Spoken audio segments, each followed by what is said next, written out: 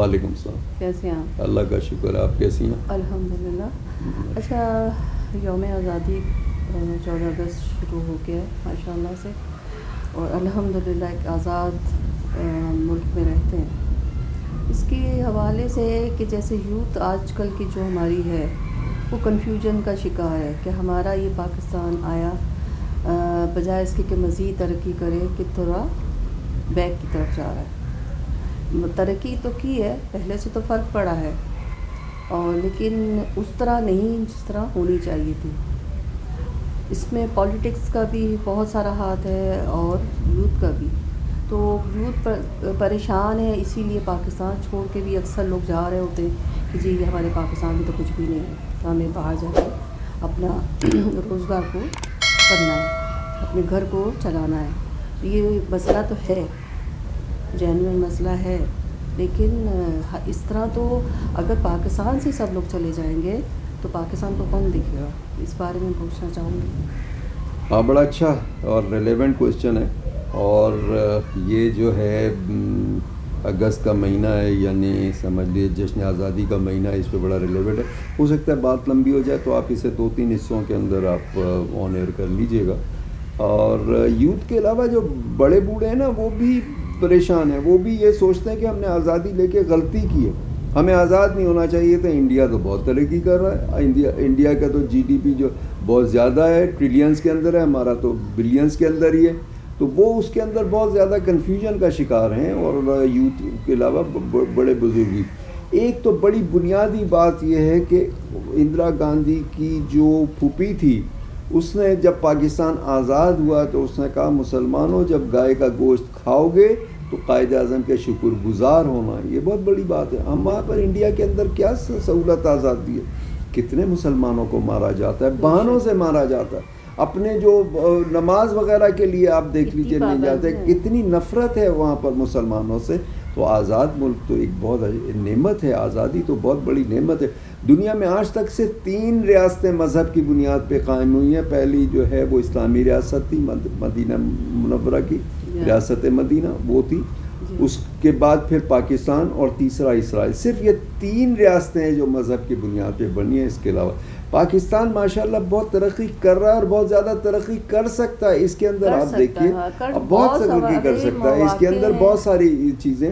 تو ہم پہلے ترقی کی بات کر لیتے ہیں کہ ترقی جو کی ہے پاکستان نے بہت زیادہ ترقی کی ہے. آج اثاثے بہت زیادہ ہیں. جہاں تک باہر جانے والوں کا تعلق ہے، ابھی تک کوئی 1.30 کروڑ پاکستان سے باہر رہ رہے ہیں. اور وہ لوگ 46 بلین ڈالر بھیجتے ہیں. اور اگر ہم ان سے انسپائر کر کے اپنے بہت سارے جو پروجیکٹ ہیں پاکستان کے، جتنے فائدے مند پروجیکٹ ہیں، جیسے پانی سے بجلی بنانا، سولر انرجی ہے، ونڈ انرجی ہے، یا انڈسٹریلائزیشن ہے، ہم اگر ان سے کہیں تو وہ 500 بلین ڈالر کی انویسٹمنٹ کر سکتے ہیں. جو پاکستان سے باہر لوگ رہتے ہیں وہ اتنی بڑی انویسٹمنٹ کر سکتے ہیں. پاکستان اتنے اثاثے ہیں ان کے پاس کہ وہ اتنی بڑی انویسٹمنٹ کر سکتے ہیں. ہمیں آئی ایم ایف کے لیے جو 2-4 بلینز کے پیسے لے رہے ہوتے ہیں نا، اس کی ضرورت نہیں پڑے گی. اور یہ ابھی سے نہیں جا رہے. جو پاکستان بننے سے پہلے کے علاقے ہیں، میں نے آسٹریلیا کے اندر دیکھا، وہاں میلبرن جو وہ ہے ریلوے اسٹیشن، وہاں پر انہوں نے لکھا ہوا ہے کہ دنیا کے کس کس ملکوں سے کب سے لوگ آ رہے ہیں اور کتنے ہیں. تو پاکستان بننے سے پہلے کا اس کے اندر پاکستان کے علاقوں کا ہے، وہاں سے تب سے جا رہے تھے. انگلینڈ میں بھی جا رہے تھے. اور دنیا کے اندر تو یہ شفٹنگ اور یہ ساری ٹرانسفر رہتے ہیں. میں نے دنیا کے اندر آپ نے بھی دیکھا ہوگا گھومتے پھرتے کہ چائنا ٹاؤنز کتنے بڑے بڑے رہ رہے ہیں نا وہاں. چائنا تو بہت ترقی کر رہا ہے. تو امریکنز بھی رہتے ہیں، یورپینز بھی رہتے ہیں، سارے رہتے ہیں. تو یہ ایک ہے، ایک نیچرل وہ چیز ہے، ہونا نہیں چاہیے، لیکن بہرحال ایک چیز ہے. لیکن یہ اتنا بڑا مسئلہ نہیں ہے. اس کے علاوہ اگر پاکستان کے اندر آپ دیکھیے، پاکستان کے اندر $1 ٹریلین کے جو ہے وہ ریزرو ہیں، جو مائنز ہیں، جو منرل ہیں، $1 بلین کے ہیں. پاکستان کا لون کتنا ہے؟ صرف $135 بلین ہے. صرف $1000 بلین کا وہ ہے. جو آج لوگ کہہ رہے ہوتے ہیں کہ ہم تو بس وہ ختم ہو گئے، ہمارے پاس کچھ نہیں ہے. ایسا کچھ بھی نہیں.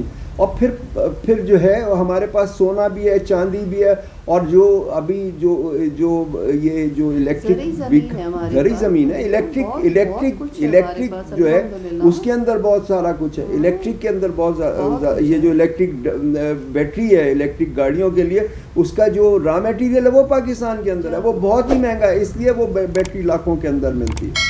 اور جہاں تک زراعت کی بات ہے، ہمارے اس کے گورنمنٹ ان کو تھوڑا سی سہولت دیتے، میں سمجھتی ہوں بہت زیادہ ہو جائے گا، بہت زیادہ ہوگا. سلو کام ہے. ہماری ایگریکلچر جو پاکستان بننے سے پہلے تھی وہ اتنی نہیں تھی، لیکن آج پاکستان کے اندر ایگریکلچر بہت ہے، اور اب کچھ دنوں سے بہت زیادہ اس کے اوپر ریسرچ اور اس کے اوپر محنت ہو رہی ہے، اور اس کے اندر ریسرچ انسٹیٹیوٹس بھی بنتے جا رہے ہیں، کئی ریسرچ انسٹیٹیوٹ ہیں.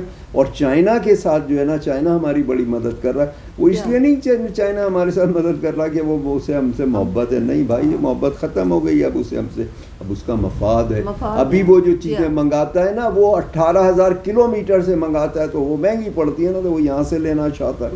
نئی چیزیں ہمارے یہاں ہو رہی ہیں ایگریکلچر کے اندر. آپ دیکھیں 80 لاکھ اولیو آئل کے درخت لگ چکے ہیں، اور پاکستان کے جو 2 ملکوں کے اندر جو اس کے اندر کمپٹیشن ہوا، انٹرنیشنل کمپٹیشن ہوا، اس میں دونوں کے اندر پاکستان کو جو ہے نا اولیو کے اندر گولڈ میڈل ملا. ڈریگن فروٹ اس کے اندر دیکھیے آ رہا ہے، ایووکاڈو آ رہا ہے، نئی چیزیں آ رہی ہیں، نئی چیزیں آ رہی ہیں اس کے اندر ہو رہی ہے.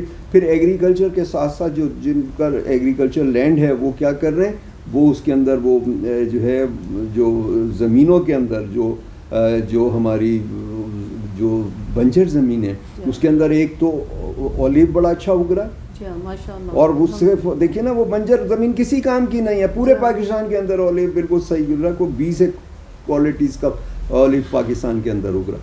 دوسری چیز یہ ہے کہ اس کے اندر جو یہ سی فوڈ ہے، یعنی شرم کی، جھینگے کی کاشت ہے، مچھلی کی کاشت ہے، یہ بنجر زمینوں میں ہو رہی ہے.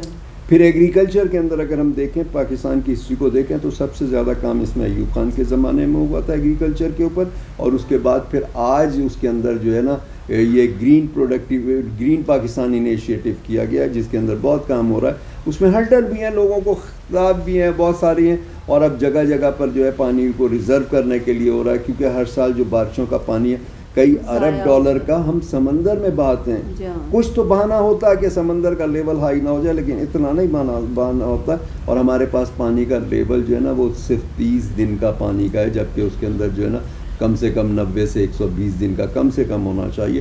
لیکن اس کے لیے اب ریزروائر ہو رہے ہیں، بارش کے پانی کو جمع کرنے کا طریقہ ہو رہا ہے، اور جو فلڈ کا پانی ہے اس کو جمع کرنے کے لیے ٹینکس بن رہے ہیں.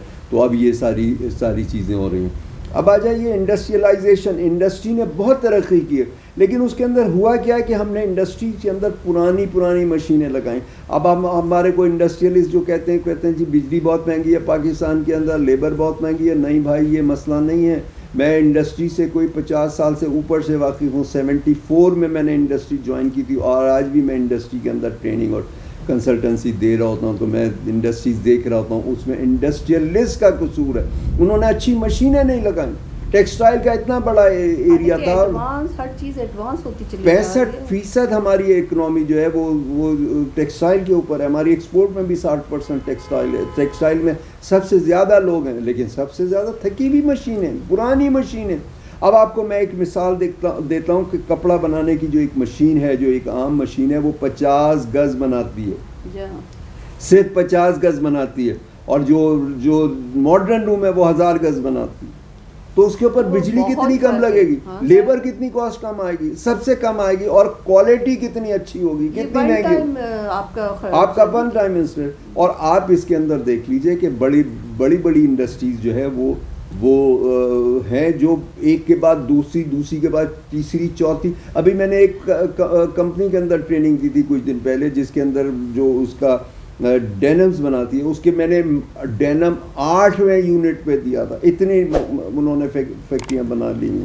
اس کے اندر جو ماڈرن مشین آئی تھی، سلزر کی مشین آئی تھی ٹیکسٹائل کے حوالے سے کپڑا بننے کی، وہ ایک زمانے میں 32 اور 36 لاکھ کے درمیان وہ مشین ہوتی تھی. اور انڈیا جو وہاں کی ہوتی تھی رشیا کی، وہ 4 لاکھ کی ہوتی تھی. لوگوں نے وہ لگا لی, یا بہت پرانی مشینیں منگا کے لگا لی. ایک بہت بڑا کراچی کا یونٹ ہے, انڈسٹریل یونٹ, انہوں نے میرے ساتھ ایک میٹنگ کی تھی, ان کو وہ اس کے لیے کچھ چیزیں چاہیے تھیں. میں ایک گروپ کا جنرل مینیجر تھا, ہم اس کے اندر جو کپڑا بنانے کے لیے جو ایک انجینئرنگ آئٹم ہوتا ہے وہ ہماری مونوپولی تھی پورے پاکستان میں, ہم بناتے. انہوں نے میرے ساتھ میٹنگ کے لیے بنایا, تو پھر انہوں نے وہ چھت کے اوپر اپنے نیچے دوسری مشینیں تھیں, اوپر کے فلور کے اوپر انہوں نے وہ مشینیں لگا رہے تھے. تو میں نے اس کو وہ رشین اریکٹ کرا تھا. میں نے کہا بھائی کراچی کے اندر ایسی جگہ ہے ایک جس کو ہم شیر شاہ کہتے ہیں, اس میں ایسی مشینیں ملتی ہیں, یعنی اتنی اچھی مشینیں نہیں تھیں, تو اسے کپڑا بھی اچھا نہیں ملے گا. آپ دیکھیے کہ آج دیکھیے بنگلہ دیش جو ہے نا وہ $36 بلین کی ٹیکسٹائل کی ایکسپورٹ کر رہا ہوتا ہے. ہماری ایکسپورٹ کتنی ہے؟ ہماری بڑی مشکل سے 20 کی ہوتی, جبکہ وہ 1 آؤنس کاٹن نہیں اگا رہا ہوتا. ہم اس کے اندر بھی گڑبڑ کر رہے ہیں.